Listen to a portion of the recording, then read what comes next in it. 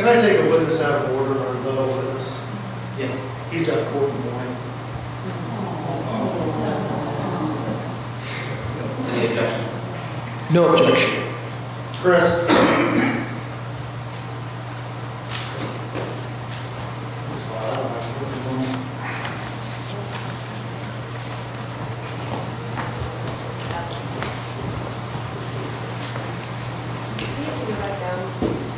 No. Actually, he's living here. I don't think we're out here. And the content. Would you state your name again? Excuse me, I just want to remind you that you're still under oath. Okay, am I still under subpoena? I know I was released earlier. Yeah, you're still under subpoena because of the rebuttal nature of this testimony. Okay, I did go home and change clothes, for the record. Yes, it's 1:10. So after the hearing on July 19th, did you have a meeting with Lieutenant Geiser? I wouldn't call it a meeting. When I walked out of the courtroom, Lieutenant Geiser was still, and I think at the time I told him to leave because I thought that there had been a separation of witness order, but I don't, from reviewing the transcript, I don't know that that was ever actually done. He was still loitering outside the courtroom, and the hearing concluded. I left, I was heading down to my office, and he more or less implored me for an opportunity. He wanted to talk to me about what happened. Okay. And at any time, did you tell him, don't worry about it, my office has your back? I didn't speak to him alone at all after that. My deputy prosecutor, disciplinary, was with me. I don't recall saying those words. Okay. Do you recall what Lieutenant Geiser said? Well, we got down to my office, and the very first thing he tried to tell me was that there was ghost employment going on at the Brookville Police Department, and that Assistant Chief Strait and Officer Williams were responsible, and which struck me as odd because that had nothing to do with the hearing. I took that as at least I took that, I don't know if he was trying to be a whistleblower or what, but that was about the first thing that he said. It was kind of in the mix of a lot of things. He talked about that he was worried he was going to lose his job. He talked about how he was receiving various calls or text messages during the court hearing, which I found was odd because as far as I knew, no other Brookville Police Department members were there. So I don't know how anybody could have known what was going on. It was a mix of things. He was pretty emotional. And more than anything else, during the course of that, I told him, and I think it was echoed by my deputy, that he needed to get a lawyer. Okay. So you were not in support of his actions at that time? Which actions are you referring to? The manner in which he testified? Absolutely not. Okay. Everything about that testimony, if you ask me, I mean, it speaks for itself. And when did you refer the matter to the special prosecutor? How many days after the hearing? I would have to look at the actual motion to be sure. It wasn't immediately. I don't think it was a day because there wasn't an official investigation launched by the state police. So typically when you do those, you wait for there to be the existence of an official investigation. And I had requested one, but I wasn't told one had begun. It was a few days later I was notified by who became the investigating officer, Tim Denby, that he had put a case, that he thought that because I was a potential victim of obstruction of justice, among other things, and because I was a witness, it would be wise to request a special prosecutor. I mean, he's not, but I agreed. I mean. And you issued a press release not long after that hearing. Do you remember when that was? I think it was the Tuesday afterwards. The Tuesday afterwards. So it was within a week, right? Excuse me. repeat that, please? I said it was within about a week or so, is that right? Yeah, Okay. that sounds about right. So it would not have been in character for you to have stated support for a person who you told might have to get a lawyer, and then release a press release that did not speak kindly of the situation. Is that fair to say? I'm sorry, I kind of lost the question there. So, yeah, long day, sorry. No, that's okay. It would be safe to say that the odds of you issuing a statement of support to an individual who you told or your staff told might need a lawyer, and who you issued a press release about the situation within a week, and in order to save police investigation within a couple of weeks, requested a transcript of the hearing almost immediately.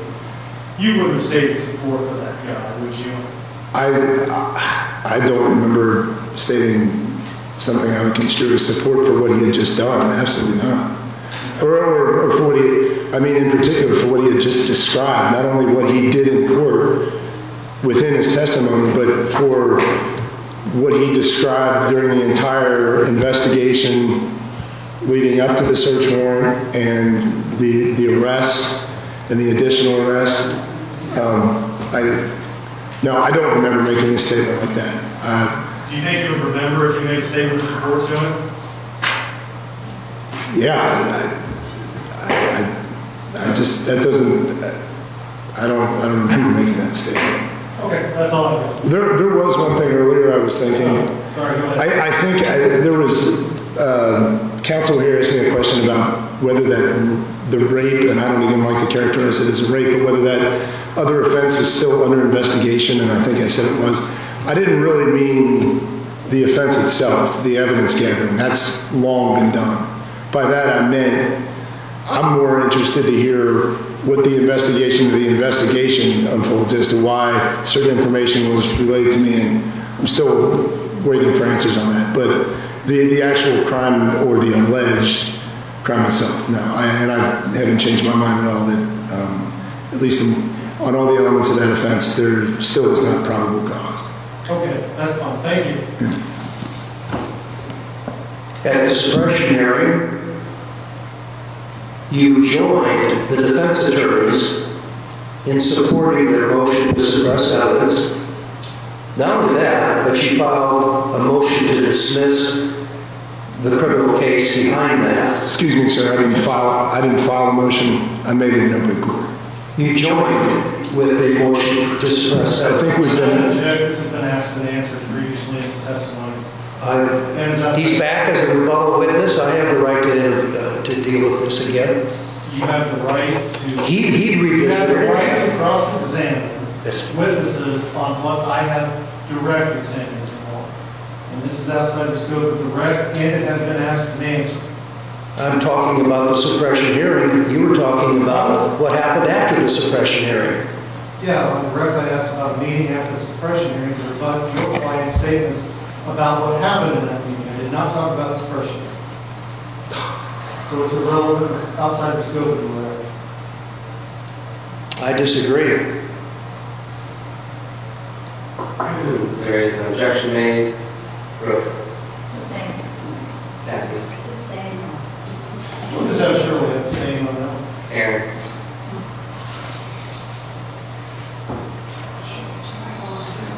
Jesus.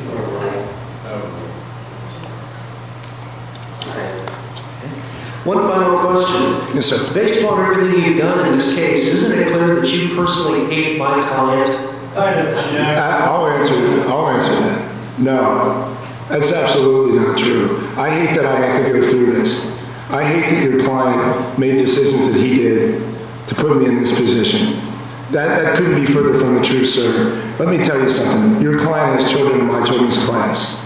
I take no pleasure in this. I watched your client basically rise through the ranks as a police officer. And I watched him as a young officer, and I'm very disappointed. No, I don't hate your client. I hate what he did. The special prosecutor rules against you, and that's not enough. You're trying to get him fired by telling this board that he's not allowed to be a witness in any of your cases? That's not personal?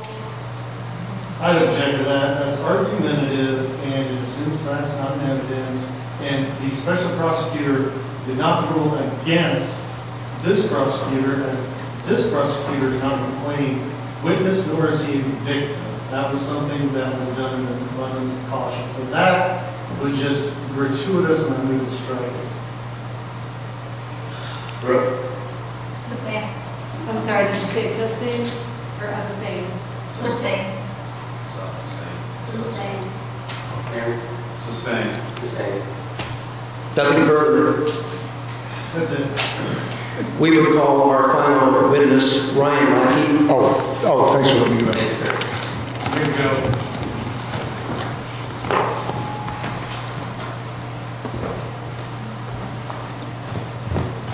I'm sorry, you guys, you all could please just raise your voices. I'm having a difficult time hearing what you're saying. Thank you. You know, abstain, sustain. I need to be able to hear it so I can have the right word in the transcript. Thank you. At this time, I think it would be appropriate, and I doubt Respondent's counsel will object. Sure. I'm sorry, I cannot hear you. Please raise your voice. I said I think at this time it would be appropriate, and I doubt Respondent's counsel would object, and I believe that surely she did not go home as her continued. She will be forced to abstain from any decision due to her inattentive. Just make sure you get that close to your mouth so she can hear. Yeah.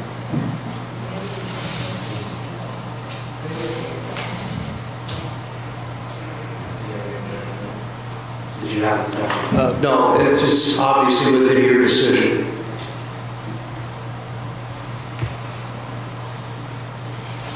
Go ahead. All right. Raise your right hand. Do you solemnly swear that you'll tell the truth, the whole truth, and nothing but the truth, so help you God? Officer, for the record, could you state your full name and place of employment, please? Ryan Lackey, the Brookville Police Department. And how long have you been employed by the Brookville Police Department? I started in mid-2018. And do you have any prior law enforcement experience before Brookville? Yes. What did you do? I work for the Franklin County Sheriff's Department. As a deputy sheriff? As a jail officer and deputy sheriff, yes. For how many years? I started in 2015 at the Sheriff's Department. So you have 7 years experience as a law enforcement officer? Correct. Have you had an opportunity to personally work with my client in terms of law enforcement duties? Yes. And how long have you been working with my client as an officer? About 7 years. 7 years? And based upon your 7 years of working with my client, do you have an opinion with respect to his reputation for truthfulness and honesty? What was that? I'm sorry. Do you know him to be a truthful and honest person? Yes. Have you ever seen him lie during the 7 years that you have worked with him? Not that I'm aware of, no. Has he ever indicated to you that it's worth lying in a case report to win the case at all costs? Something to that effect? No.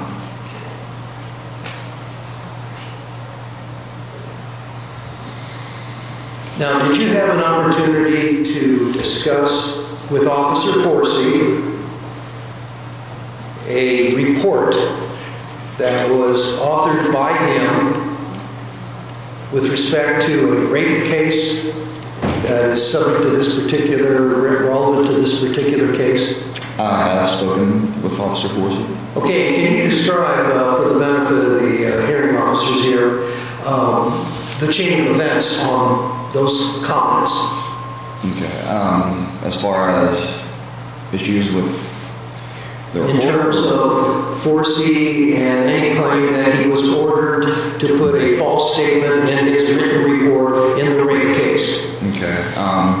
So I did hear when this originally started that there was some issues with it, and Officer Forsey made a claim that there may have been some editing done to his report, and that Officer Geiser put information in there that he did not request, and that he was told by Officer Geiser to put that information in there. And then, I'm not entirely sure how much later, but at a later date, Officer Forsey said, well, I might have done it, I'm not entirely sure, I don't remember at this point, but I do know there was typo in there that I make very commonly, so I may have wrote it, but as far as the information goes with that, that's all I have for it. So he changed his story in terms of the authorship of that report Yes. twice? Yes. Is it your understanding that when an adult police officer is preparing a written report, that the signing officer has the personal duty to ensure that every statement in that report is truthful? Yes. And that if an officer puts a false statement in a supplemental report or any kind of written report, that it's under penalty of perjury? Yes, correct. Have you ever seen my client order an officer in the last 7 years that you've worked with him to put a false statement in any official written report? No, I'm not. Would that shock you if that was an allegation against him? Yes. And why would it be shocking to you? I've never had an instance to where that's come up with Officer Geiser or Lieutenant Geiser, so it would be a shock to me to believe that he would do something like that, never experiencing it before. So, if an officer would state that officers of the Brookville Police Department are not allowed to question the orders of their superior officers, would that be a true statement? repeat that question. Yes. If an officer would claim that a lower-ranking officer does not have a right within the Brookville Police Department to question up the chain of command a order being given to him, would that be a true or false statement? I believe it would be a false statement. Everyone can, if they have a concern, they can voice it. I don't think there's any issue with anything along those lines. How long have you been again with the Brookville Police Department? Since 2018. Would you have the opinion that the top brass of your department and supervisors of your department have an open door policy with respect to allowing lower ranking officers to question orders or other matters? Yes. Have you done that? Personally, I have not, but I do know that if there's any concerns that they want them to be voiced, then they'll take care of it within their reason, but that's I personally know I have not. Have you ever seen any higher ranking officer of the department intimidate younger, inexperienced officers to force them to do things against their will? I have not. And you would expect an adult, properly trained police officer to have the willpower to resist being given an illegal order. Is that correct? Correct. Individual officers have individual responsibility for their own conduct, correct? Correct. Would you put in one of your written reports a lie simply on the basis that I was told to? I would not. And what would you do about that? I would report it to who I need to report it to and make sure it gets handled the way it's supposed to. I'm not going to put anything untrue in a report. Did you ever see Officer Forsey engage in lying about perhaps a broken police vehicle window? As far as that goes, I don't know if there was a lie or what goes on with that, but I do recall talking with Officer Forsey about a windshield, so. And what did Officer Forsey tell you about the broken windshield of the vehicle, police vehicle? He was cleaning it off. It was icy out. It was during a winter a couple of years ago, I think, whenever it happened. And he was just cleaning off ice and it had busted, apparently. That's what I was told. And then what did he tell you later how it happened? Did he make a claim to the contrary? Now, he told me that he broke it, but apparently there was an issue with that being reported that he didn't know how it was broken. I wasn't involved in any of that. I just know that that's what was said to me. Then I'd object to move to strike that. He has a personal knowledge of this. Did Officer Forsey give you two different stories about how the window was broken of the police vehicle? He told me he broke it. That was the only thing that I got from him, personally. And did he indicate that he reported And I object differently? to the answer. He's already said he only heard that Horsey said he broke it. That's his answer. They're stuck. No matter how many times they ask it, they can't get a different answer. So I object. It's been asked and answered. I'll go on with another question. Did you have an opportunity to receive a Snapchat correspondence from Brooke Leffingwell regarding making an arrest of Earl Moore? Did I receive a Snapchat? Yes. I never received anything that said directly arrest Earl Moore. There were some Snapchats that may have been leading to that subject, but as far as a direct message that says go arrest Earl Moore, no, I did not receive something that said that directly.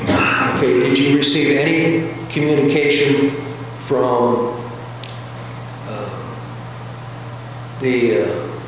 Brooke Leffingwell concerning that issue of Earl Moore? I have received some, like I said, nothing was direct, and it wasn't something that I was told to go do, but I can definitely see how it would be. Some of the things were, I don't know if they were jokes or what, but I have received stuff like that. So it was, you did receive communications from Brooke Leffingwell concerning Earl Moore. Objection asked and answered. Okay, he answered yes. So he did. So I can go into it. Won't be here till tomorrow.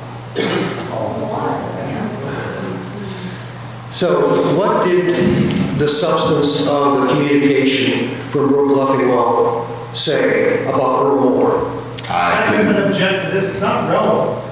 It doesn't involve Officer Geiser. Whatever she says, she says. Who cares? My client has a right to an independent, neutral, administrative body. Okay. Was Lieutenant Geiser involved in any way in those Snapchats you're talking about? I mean, technically, yes, with the whole pictures and everything of what was reported, but Okay. Did you let Brooke know that he'd been taking pictures? I wasn't aware of that. Okay, then there is no conflict that he has any personal knowledge of. So it's irrelevant. You're not allowing him to go into it. He just said, I have no personal knowledge, and she has no knowledge that Geiser was involved in that at all. You can't make things up You're just trying to prevent him from bringing out the information. because it's irrelevant. It is very I let you relevant. guys go far afield without objecting on all kinds of stuff. This is getting ridiculous about Snapchats that are not relevant. There's an objection made, Brooke. Abstain. Ken. Abstain. Aaron. Do you know Earl Moore? Do I know him? Yes. I've met him in town with work, but personally, no. I do know him, yes. Do you know, is he involved in government or anything like that? As of recently, I don't think he's interested, but I don't know. Okay. Anything else? I don't think so. No further questions? When did you have these conversations with Officer Forsey about that report? I don't know. It was the beginning of whenever all this started. I can't give you an exact. When all this started, you mean after the suppression hearing? In July? Around that time, I would say. All right. Was this an individual conversation you had with him? Yes. One-on-one? I believe so. I couldn't recall if there was anyone else in there. Okay. So why were you talking to him about this? He was in there looking up stuff on his report. I mean, I don't know. It was just conversation. So he spoke about that report with you, Geiser, Lackey, Strait, Williams, and Terry Mitchell. I am lucky, so. No, sorry, Richardson. Yeah. It's a long. It's probably been a long, but yes. So he spoke with you about all of it, unprompted. You guys just started talking about this, and he tells you all the exact same story. Isn't that a little weird to you? No. Okay.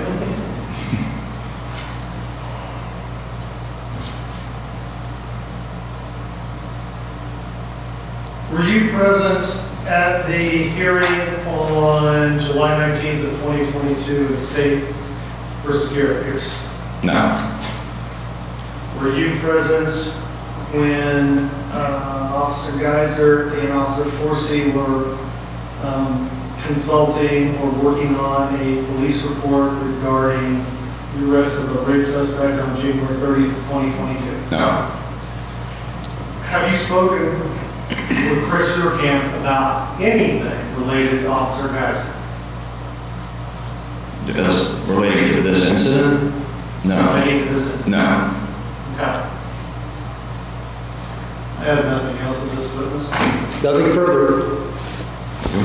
May this witness be released at this time. I don't have these ones. Thank you for your cooperation. I have nothing further in my case. My rebuttal witness has testified, so I'm going to. I'm sorry. My rebuttal witness has testified, so I'm going to. Earlier we mentioned written closing arguments. Is your position still the same? You would rather present those orally? Yes, and whatever time limit you want is fine.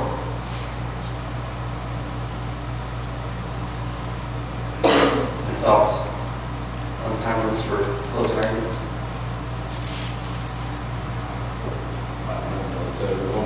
Five minutes each side. Is that adequate? Works for me.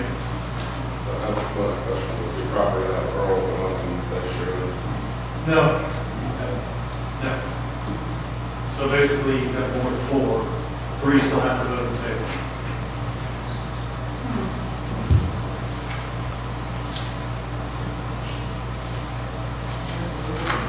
Mm-hmm. 5 minutes each side, tell me your first. Yes. So today we heard testimony from several witnesses, some of them relevant to the charges, some of them not. Fact of the matter is that on count 1 of the disciplinary charging information,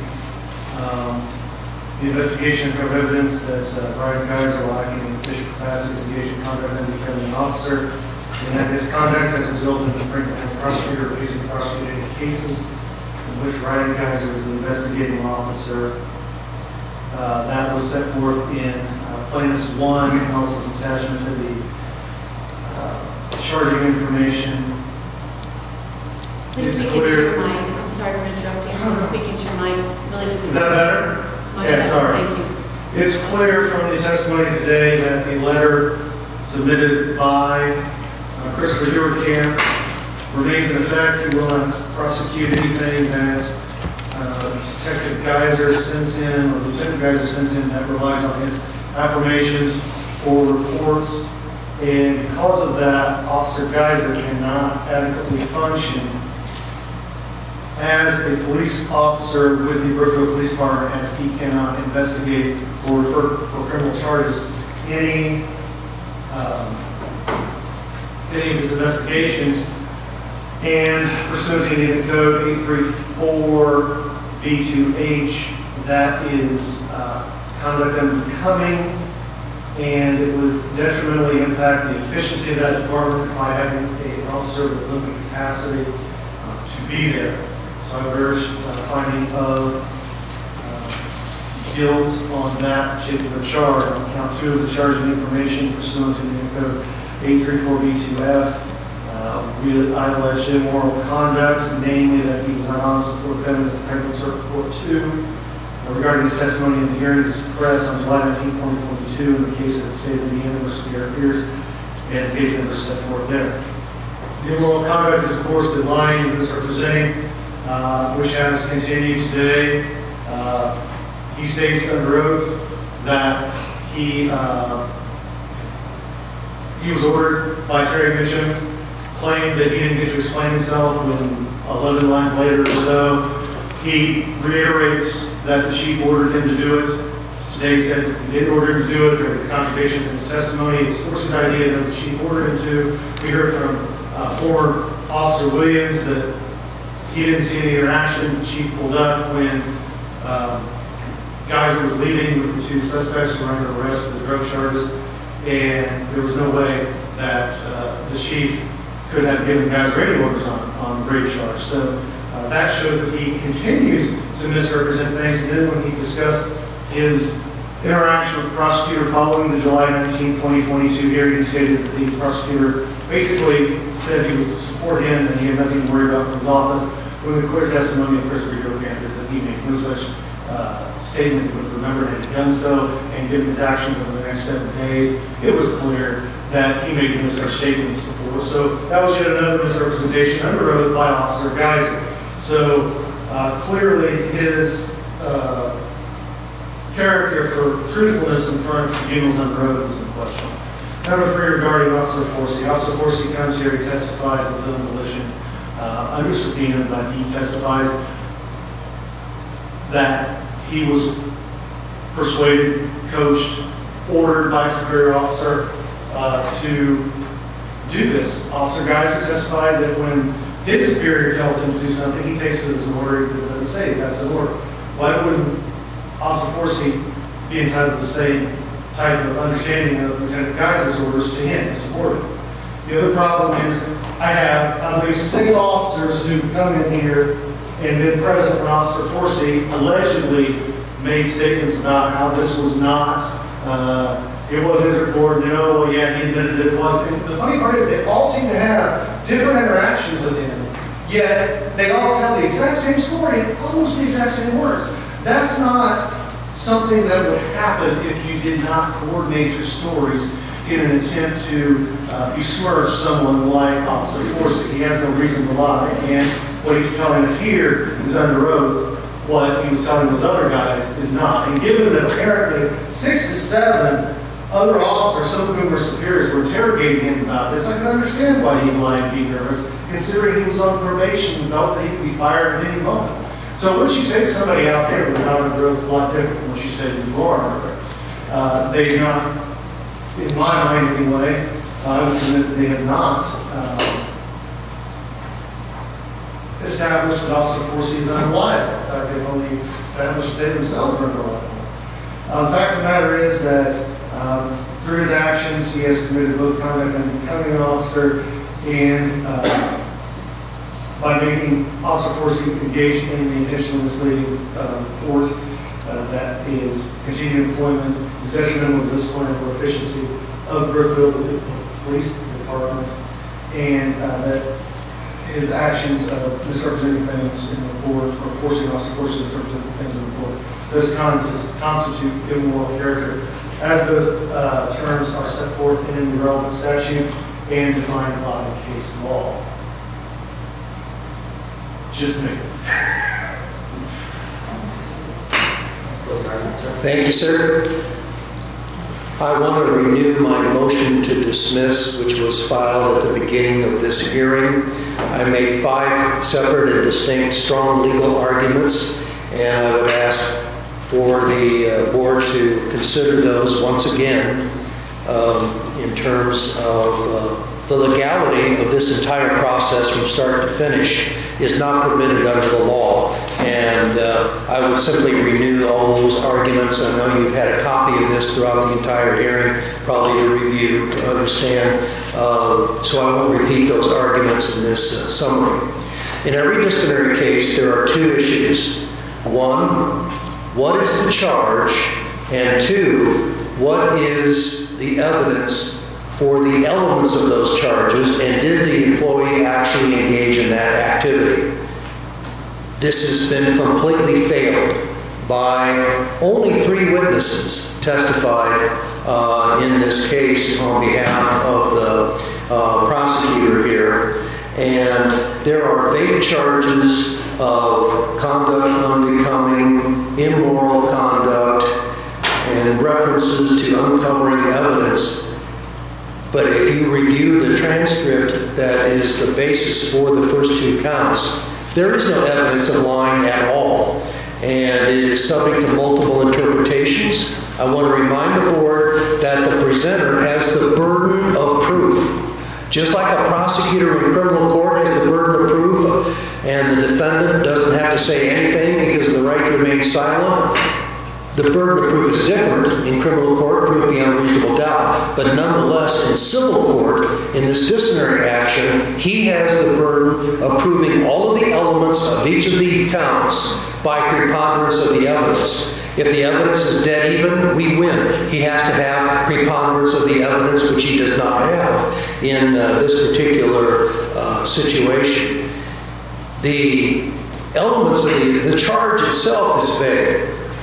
I think the prosecutor made a mistake in not introducing the standard operating procedures of the department that would bring to life what exactly is the definition of conduct unbecoming and immoral conduct. SOP manuals usually define what that is. He failed to bring in the SOPs, therefore there's not even a charge that is reasonable to be decided here with the vague accusations that are here in counts 1 and 2. With respect to the proof is contrary. There are totally different versions in terms of count 3 between Forsey and the other officers and my client, and certainly my client denies engaging in an act of lying. And I think the transcript that the prosecutor's relying on helps us, doesn't help them in that particular situation. I want to remind the board that the prosecutor thought that he was going to have a good deal here by bringing in the special prosecutor to investigate all of these accusations against my client, and guess what? He lost. And now he's desperate to try to do something to save his face, and so desperate he wants to get him fired. And that's through his participation, and that shows up loud and clear in this situation. He's mad that he lost with a neutral and objective state police investigation and special prosecutor. My client was vindicated by an outside investigative agency called the Indiana State Police and an outside special prosecutor who owes no allegiance, politically speaking, to one side over the other.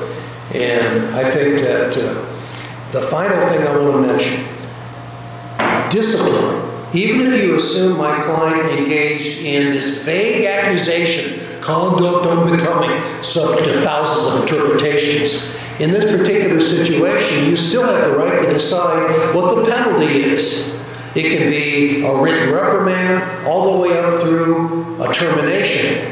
But they might be asking for a termination, but certainly you have the right to, even if you decide something was done wrong here, you have the right to decide what's appropriate. And you heard from the evidence in this case, he's never been disciplined for doing something wrong in his entire years of his police career. He had never disciplined in his years of service to our country in the military. This is a first violation. Normally in a first violation, given the concept of graduated discipline, minor discipline would be the appropriate penalty, even if you would assume he did something wrong. To go to the max for an officer who's never done anything wrong before and has acted honorably, even the prosecutor himself said that he has acted honorably before this. One violation does not necessarily call for the ultimate punishment called termination to ruin his career. Thank you very much.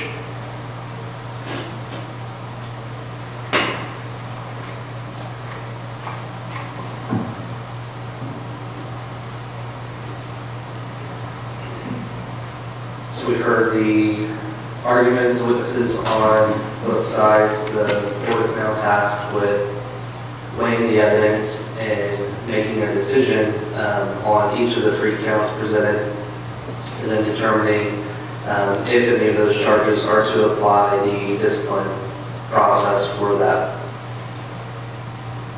Tony, what's our, do we have the ability to continue the decision? Yes. You could take it out first thing on the 29th. And then what you have to do is you have to vote on each individual count, and then you have to determine what the specific discipline you wish to impose, what each specific count is, if you find that the counts were supported by a preponderance of the evidence and what is called substantial evidence. What's the cost of the safety board? We have to act before we hear. We have to act on this one before we hear the. We hear both disciplinary hearings and then have another meeting and act on both. It doesn't matter. My opinion is, if you want to vote on this one, you don't have to wait to vote on any of them, or you can wait to vote on all of them. It's all up to you. Just like the sanctions, up to you. I haven't even made a recommendation on the sanctions. The board really controls the agenda on that. I am so sorry. Did you hear all that? I did, yes. Okay, I'm sorry. Long day. But yeah, the board really controls when they make the decision on that. So if you want to adjourn and make a decision, think about it for a week, and then make a decision next week, that's fine.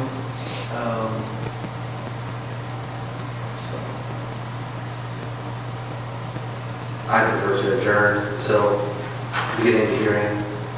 And then at the end of the hearing, we can decide if we want to wait to hear testimony regarding the second hearing or to make a determination regarding the disciplinary hearing that occurred tonight. That's my personal opinion. I think we've heard a lot of information, and yeah, I'd like to take it all in.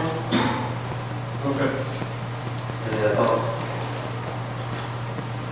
I would like to have a separate meeting after the next disciplinary hearing. Yeah. Convene another meeting, and that's when the decision on the punishment is. The next disciplinary hearing is on 29 at 6. I don't want to delay the next one any longer. It's going to be. Is it possible to bump up the, assuming the next hearing is going to take equivalent time, perhaps longer, there's more charges on that one? Are we able to bump that up a little earlier so we're not coming into midnight? Or playing that over the 29th and the 30th? You want to leave it from the 29th to the 30th? No, 29th and then set time for the 30th for carryover. Yeah. What is the 30th? Is that Friday. Friday. Yeah.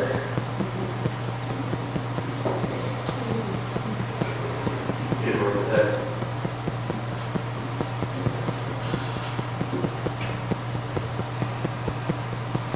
Should we bump up the 29th earlier in the day then?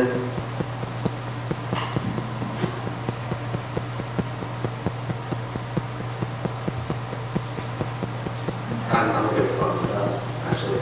Earl, are you okay bumping it up earlier? Aaron? So what is it? The 29th, moving the hearing start time to earlier in the day. Like when? It starts at 6 now, right? Yeah. 4.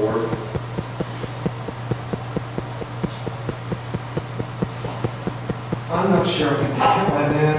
I would wait a month to get my car serviced. 5. So, yeah. That really needs to happen.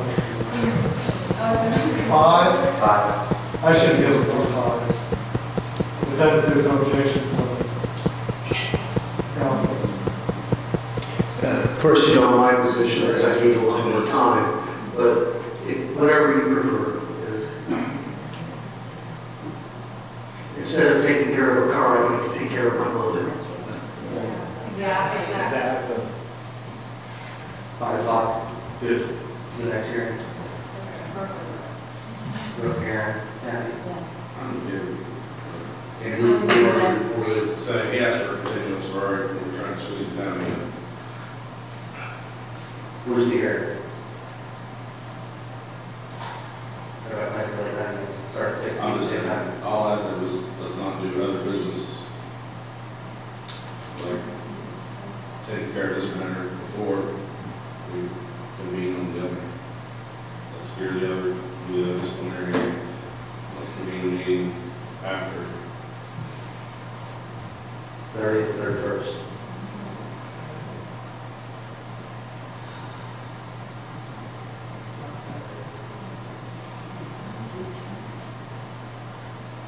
What's that for the first one? He's wanting to be a meeting after for decisions on the 31st. We do the 31st. As long as it's not during the day, I won't be out for We do it during the day, 31st. Any objection on 31st? We'll have the hearing for Chief Mitchell on the 29th, and then on the 31st, set a meeting to, I'm sorry, sir, set what on the 31st?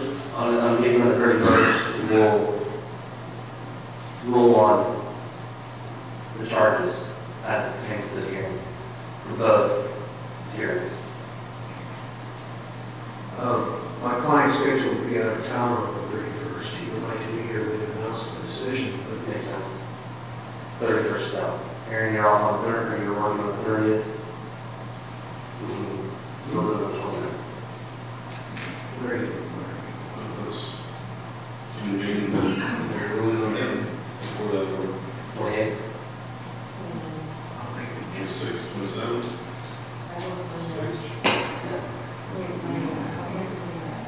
How about 26? 26th is fine.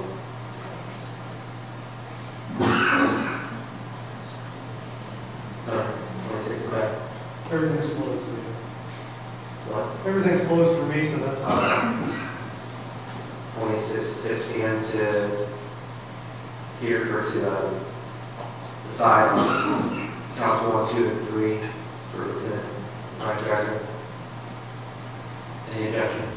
I would prefer that it be done later than that, because there's not much time left for preparing for the 29th hearing, and this would take up additional time. If there's no, you were talking about the 31st originally.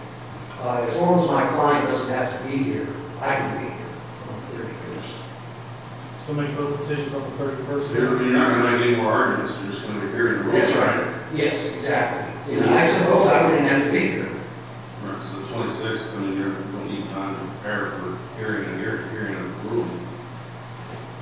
It's up to him if he wants to be here or Would you be available on the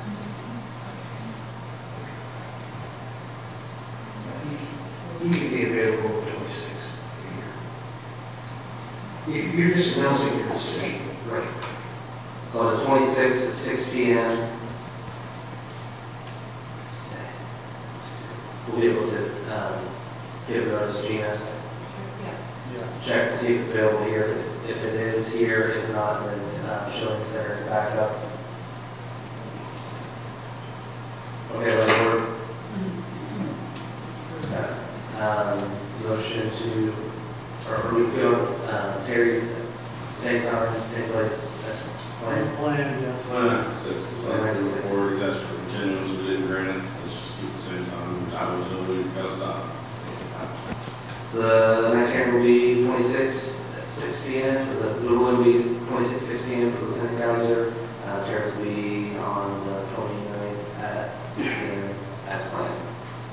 Any objection from the board? So we want to go ahead and set the 31st for ruling on issues. I would. Earl's not good to you? Yes.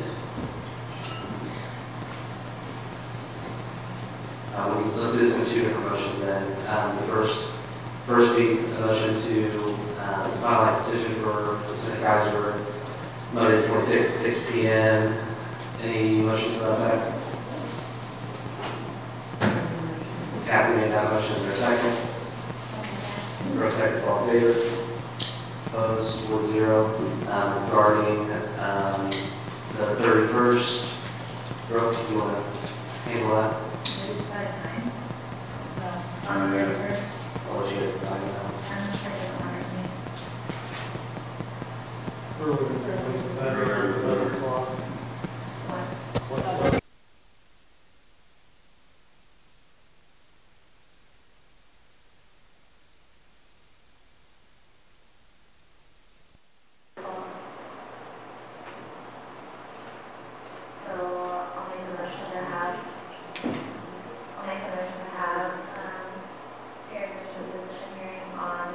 31st at 11 a.m.